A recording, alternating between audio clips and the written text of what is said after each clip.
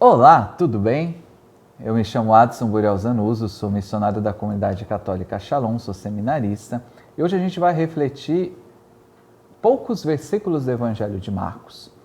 A gente vai perceber o quanto as palavras de Jesus comunicam, mas especialmente o quanto o silêncio de Jesus comunica ainda mais.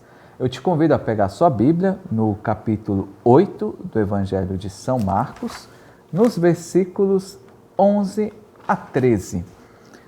Mas é impossível a gente se aproximar da palavra de Deus sem suplicar a presença do próprio Deus, que é amor, na pessoa do seu Espírito Santo. Então, junto comigo, eu te convido a rezarmos ao Espírito, em nome do Pai, do Filho, do Espírito Santo. Amém? Vinde, Espírito Santo, enchei os corações dos vossos fiéis e acendei neles o fogo do vosso amor. Enviai, Senhor, o vosso Espírito e tudo será criado e renovareis a face da terra.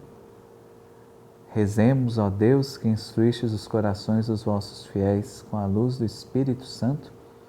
Fazei que apreciemos retamente todas as coisas segundo o mesmo Espírito e que gozemos sempre da sua consolação.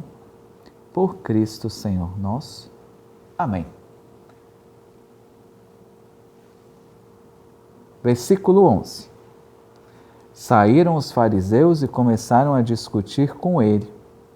Para pô-lo à prova, pediam-lhe um sinal vindo do céu. Suspirando profundamente em seu espírito, Jesus disse: Por que essa geração procura um sinal?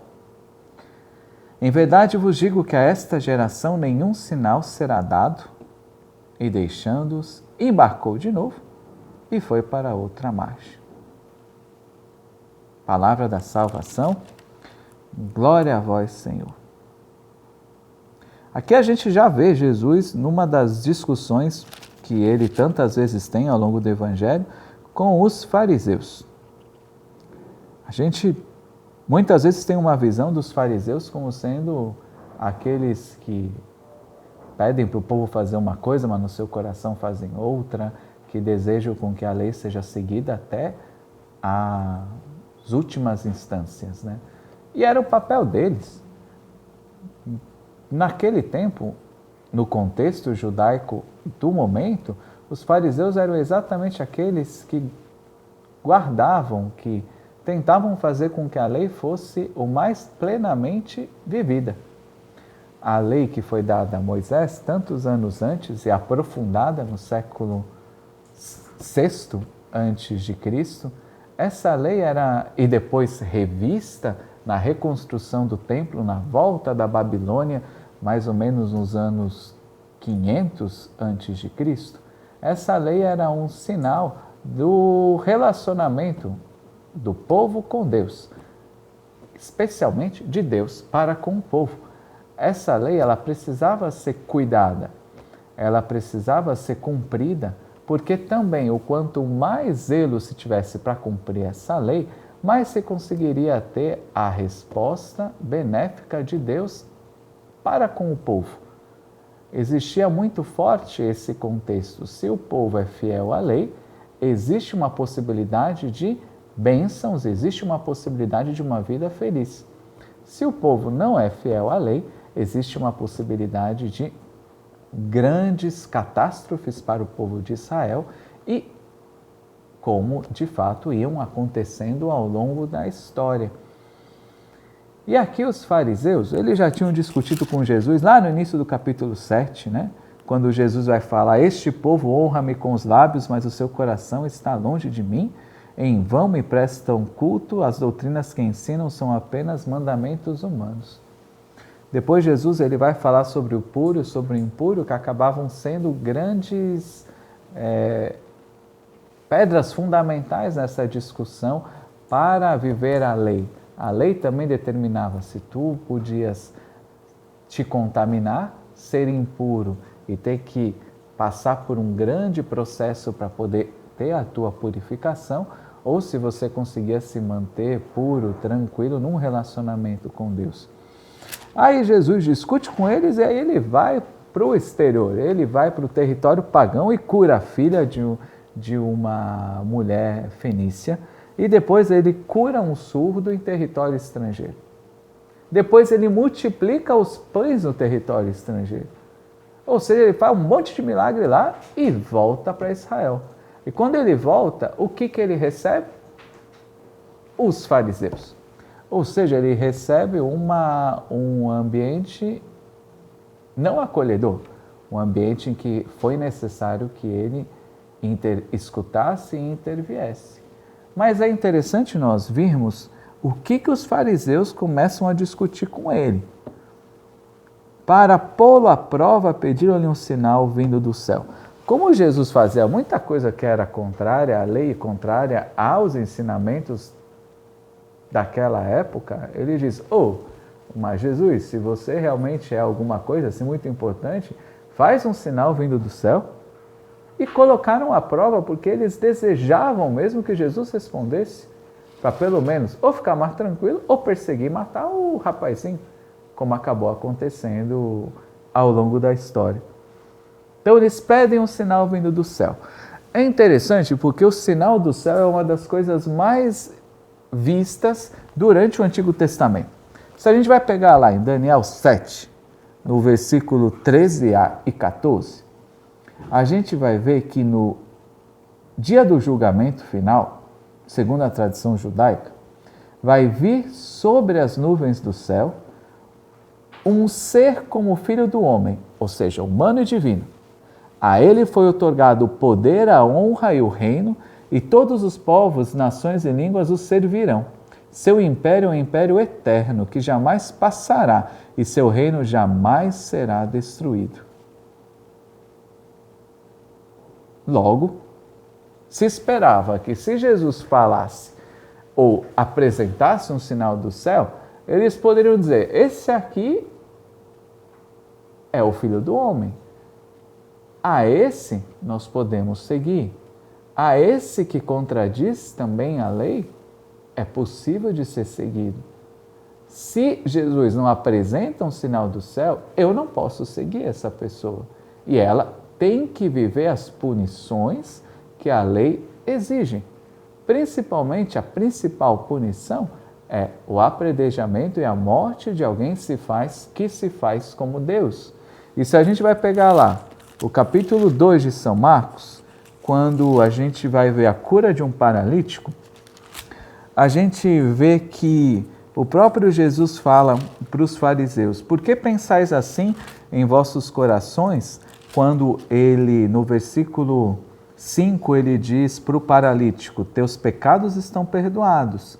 Alguns dos escribas, que eram os responsáveis por interpretar a lei, e os fariseus por vivê-la à plenitude, que lá estavam sentados, refletiam em seu coração, por que ele fala assim?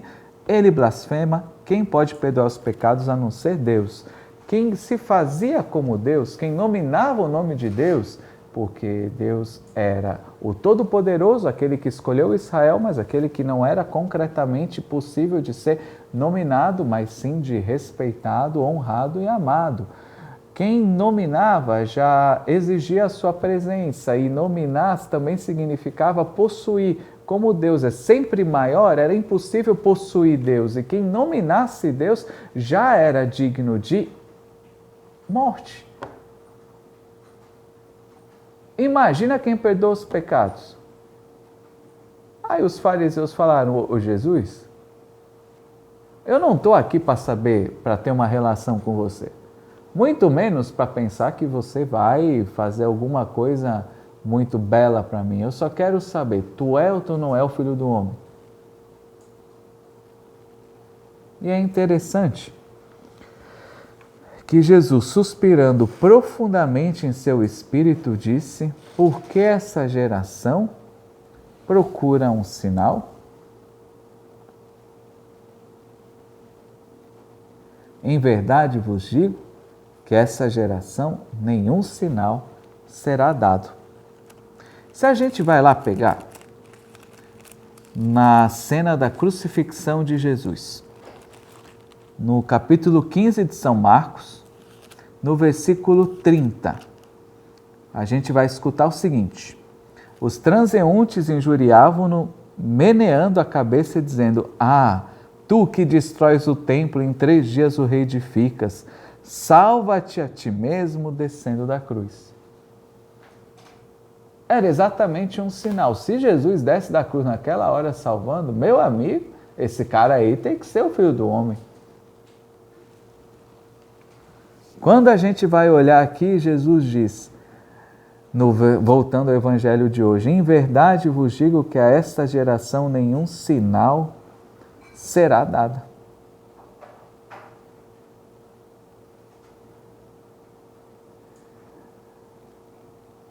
Jesus, ele destrói essa falsa ideia messiânica de um Messias que vai triunfar sobre tudo, que é espetacular, que vai libertar politicamente um povo. Jesus também acolhe todo mundo que vai ao seu encontro, ainda que seja para pedir para pô-lo à prova. Mas é impressionante o quanto que Jesus se desdobra quando chegam pessoas para se relacionar com Ele no Evangelho, e a gente vai ver também nos Atos e depois durante toda a história do mundo, necessitados. Como que o coração de Deus se derrama em misericórdia quando alguém chega necessitado.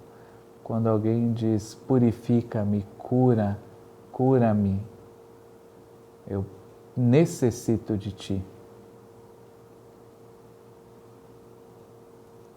Versículo 13: e deixando-os embarcou de novo e foi para outra margem. E também Jesus não vai ficar discutindo assim, perdendo tempo em discussão vã, sabe? Como é que ele não vai ficar querendo convencer que naquele momento não quer ser convencido. Ele é extremamente bom. Ele é o amor encarnado, ele é a alegria, ele é a felicidade. E ele não se impõe porque ele é amor. Nós precisamos ir ao encontro dele desejando encontrá-lo. Não desejando as provas que ele seja Deus e que ele possa mudar minha vida milagrosamente e tudo mais. Então, eu deixo,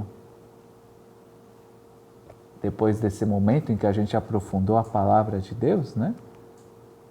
Como que a gente vai ao encontro de Jesus, né? E também como eu recebo as pessoas que vêm ao meu encontro buscando Jesus. Eu fico perdendo um monte de tempo querendo convencer de que Jesus é o Salvador e que você tem que aderir a Ele. Ou eu muitas vezes acolho tudo aquilo, olho para o céu, suspiro, rezo pela pessoa, intercedo, acolho e espero um momento mais oportuno que Deus vai dar graça para que Ele haja através de mim. O sinal de Jesus é a sua morte no Evangelho de Marcos e, consequentemente, a sua ressurreição.